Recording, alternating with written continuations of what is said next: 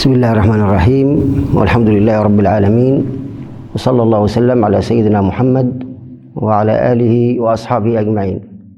مرحبا بكم في هذه اللحظات المباركة التي نقدم فيها جزء من ما يتعلق بالعلم بعلامات الساعة، وخصوصا في مجال التطبيقات. نتناول اليوم مسألة تتعلق بالاستتباع، وهو ما سماه النبي صلى الله عليه وسلم استتباع الأمم. وهذا الاستتباع كما يلاحظ اليوم في حياة المسلمين واضح، بحيث أن المسلمين ذهبوا إلى تتبع ثقافات وتقاليد واعتقادات كثير من الشعوب الموجودة في الوقت الحاضر، فتتبعوا هذه الحالات وهذه المظاهر والظواهر. فصار المسلم يتتبع أما أخبر به النبي صلى الله عليه وسلم في الحديث: لتتبعن سنن من كان قبلكم شبرا بشبر وذراعا بذراع حتى لو دخلوا جحر ضب لدخلتموه.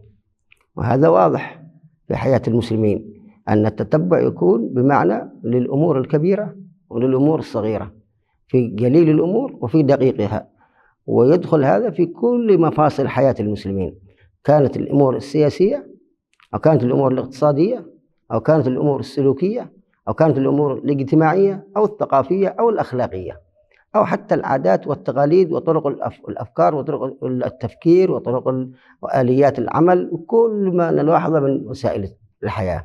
فدخل الاستتباع هذا المصطلح الذي تكلم عنه النبي صلى الله عليه وسلم في حياة المسلمين.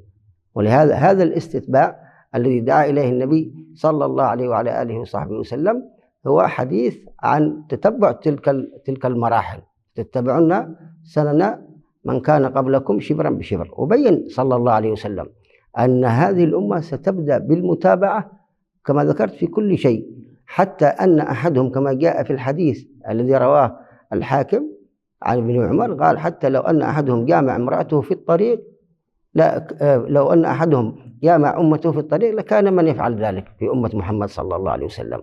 وهذه مرحلة كبيرة، بل إن النبي صلى الله عليه وسلم يذهب إلى أبعد من ذلك في الحديث أيضا الآخر: لو أن أحدهم جامع أمه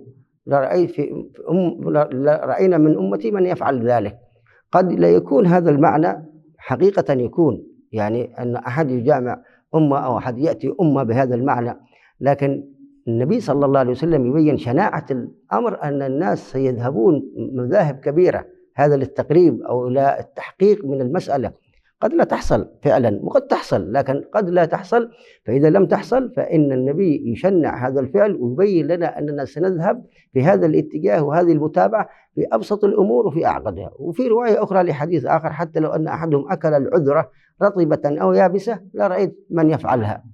يعني إذن الاستتباع للأمم بشكل عام في كل مظاهر الحياة. نرى مسائل الجانب السياسي دخلت الأمور في مسائل شكل الحكم، تغير شكل الحكم بنماذج وأشكال عصرية بأي نظر لأن أصل الحكم الذي قائم عليه الإسلام أن يكون على طريق الشورى، أن يكون على طريق الاختيار، وأن يكون على المنهج الذي يرضاه من الصفات الحاكم، لكن تغيرت فصار فيها هذه المظاهر. الاقتصاد وكل شيء تغير وذهب في مسألة الاستتباع الاستنساخ لأمور الأمم الأخرى.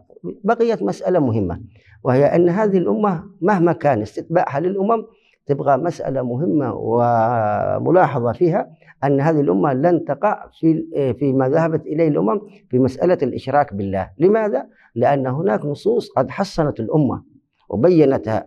ولذلك في الحديث أن الشيطان يئس أن يعبده المصلون في جزيرة العرب، ولكن في التحريش بينهم ضعوا خط بين كلمة في التحريش بينهم. وفي الحديث الآخر الصحيح الذي رواه عقبة بن عامر عن النبي صلى الله عليه وسلم: لست أخشى أن تشركوا بعدي، ولكن أخشى عليكم الدنيا أن تنافسوها فتهلككم كما أهلكت من كان قبلكم. أيضا ضعوا خط على كلمة المنافسة.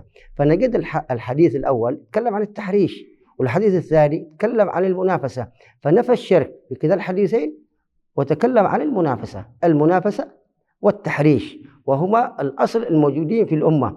ولهذا نجد حذيفة بن اليمان رضي الله عنه في الحديث الآخر، وهو حديث أيضا رواه ابن أبي شيبة عن حذيفة رضي الله تعالى عنه، يقول: قال: تتبعون بني إسرائيل حذو القذة بالقذة والنعل بالنعل، غير أني لا أدري أتعبدون العجل أم لا.